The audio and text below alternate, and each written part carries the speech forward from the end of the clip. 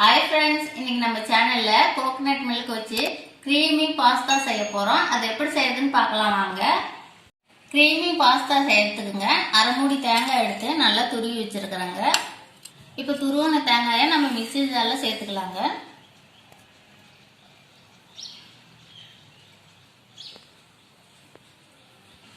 இதுல கொஞ்சமா தண்ணி சேர்த்து நம்ம நல்லா நைஸா அரைச்சி எடுத்துட்டு வரலாங்க. இப்போ நல்லா நைஸா அரைச்சி எடுத்தாச்சுங்க. இது ஒரு பாத்திரத்தில் வடிகட்டிக்கலாம்.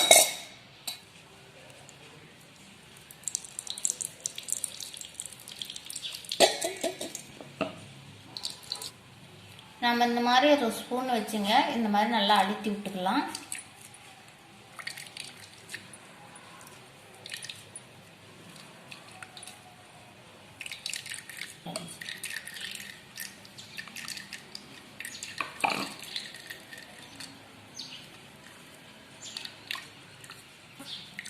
நம்ம வடிகட்டின தேங்காயை திருப்பி மிக்ஸி ஜார்ல சேர்த்து கொஞ்சமா தண்ணி சேர்த்து மறுபடியும் அரைச்சி எடுத்துக்கலாங்க.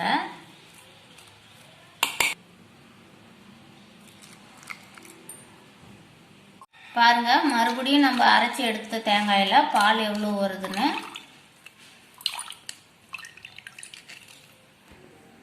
தேங்காய் பால் ரெடி பண்ணி எடுத்தாச்சுங்க.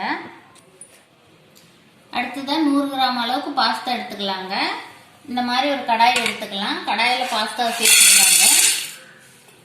சேர்த்து தேவையான அளவு தண்ணி சேர்த்துக்கலாங்க.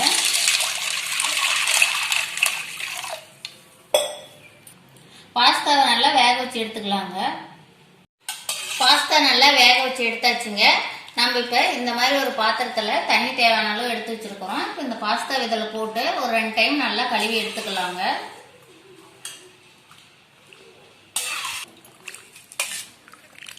இதில் வளவளப்பு தன்மை இருக்கும், அதனால நல்லா 2 டைம் கழுவி எடுத்துக்கலாம்.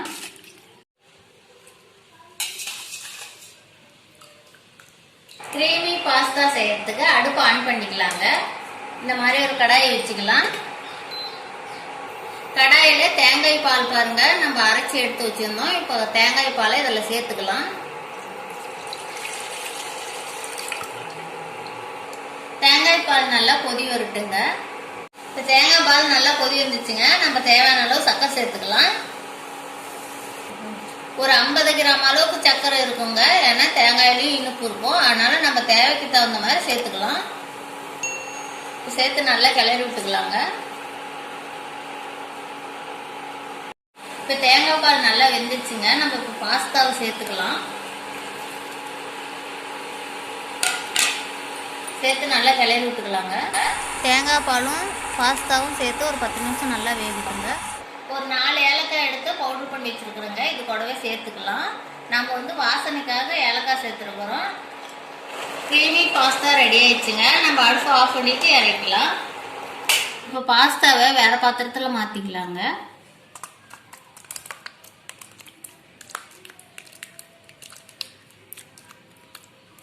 பழங்கள் சேர்த்துக்கலாங்க. நான் வாழைப்பழம் 1 எடுத்து நல்லா பொடி பொடியாக கட் பண்ணி வச்சிருக்கிறேங்க. நீங்கள் உங்களுக்கு என்ன பழம் விருப்பமோ அந்த பழத்தை சேர்த்து சாப்பிடுங்க, ரொம்பவும் நல்லா இருக்கும்.